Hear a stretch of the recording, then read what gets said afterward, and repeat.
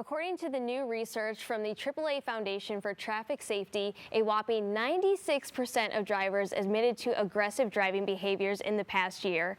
And exposures to such conduct makes drivers more likely to act aggressively themselves. The study also found that aggressive driving has become nearly universal, with 92% of drivers reporting behaviors that endanger others, such as speeding or cutting off vehicles.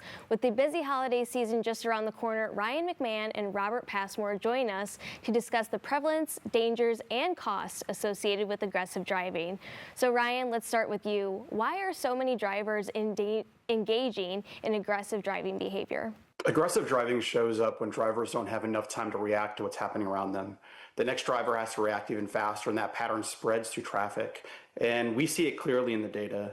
When distraction spikes in the afternoon commute, aggressive reactions go up because drivers aren't catching changes in traffic early enough.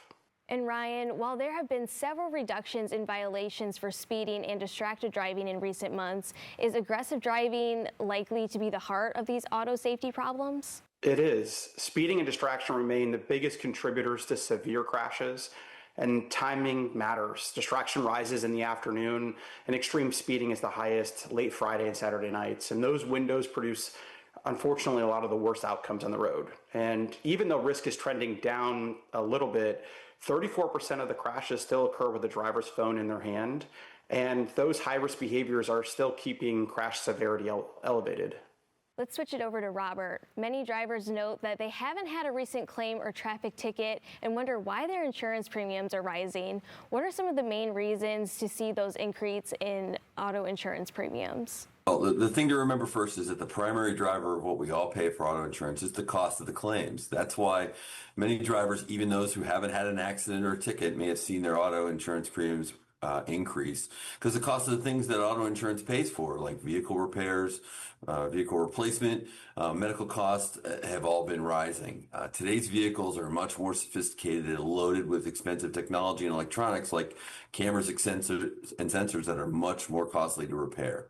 Over the past 5 years, the cost of vehicle repairs have gone up over 28%, and the cost of parts alone has increased by over 44%.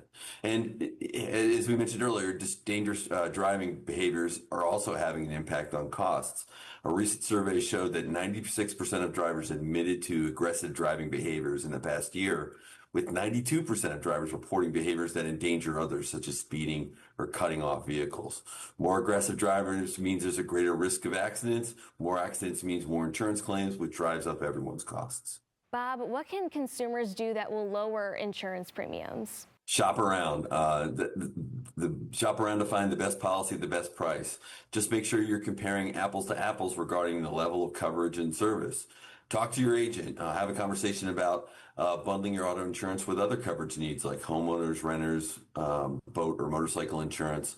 So there's discounts available for those. Also talk about what other kind of discounts might be available, such as good grade discounts for your teenage drivers, or if you've taken a senior driver training class, or discounts for car alarms or anti-theft devices.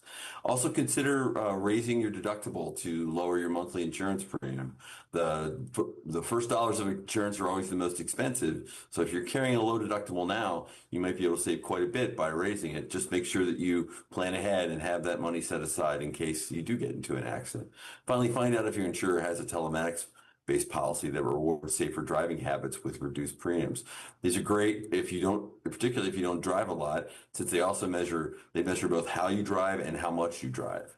And finally, avoid unsafe driving behaviors like distracted driving, speeding, impaired driving, which increase your risk of crash or an accident and keeps your driving record clean. And where can our audience go for more information? You can visit apci.org/auto. Thank you so much for joining us today.